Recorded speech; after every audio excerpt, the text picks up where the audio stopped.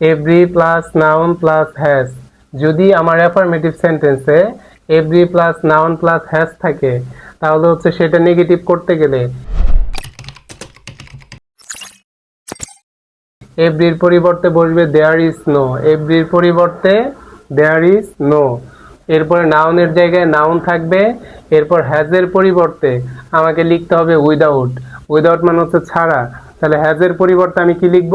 Without. এখন আমরা দেখতে পাচ্ছি every mother has a dream. প্রত্যেকটি মায়ের একটি স্বপ্ন আছে।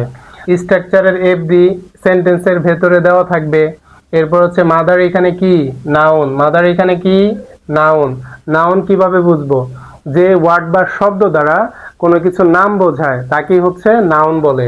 তাহলে নাউন হচ্ছে মাদার, একটি মায়ের নাম বোঝাচ্ছে, সেটা হচ্ছে নাউন। এরপরে মাদারের পরিবর্তে আছে হ্যাজ। হ্যাজের পরিবর্তে আমরা কি লিখবো? উইদাউট। হ্যাজের পরিবর্তে কি লিখবো? উইদাউট।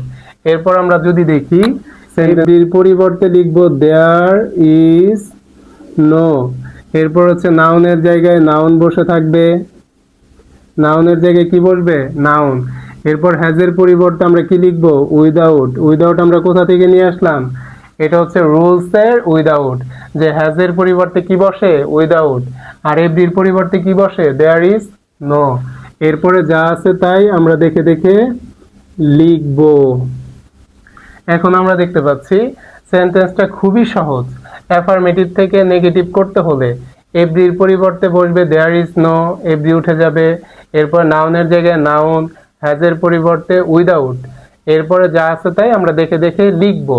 এখন যদি আমাকে বলে যে নেগেটিভ থেকে অ্যাফার্মেটিভ করার জন্য, এই সেন্টেন্স তোমার প্রশ্নে আসছে, আসার পরে এখন তোমাকে বলতেছে অ্যাফার্মেটিভ করার জন্য, তাহলে তুমি কিভাবে? তুমি কি আলাদা কোনো রুলস মুখস্থ করবা নাকি এটা দিয়ে হবে?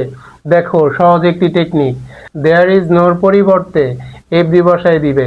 এরপর হচ্ছে উইদাউট এর পরিবর্তে হ্যাজ বসায় দিবে। তারপরে যা আছে তাই লিখলেই সেটা অ্যাফার্মেটিভ হয়ে যাবে।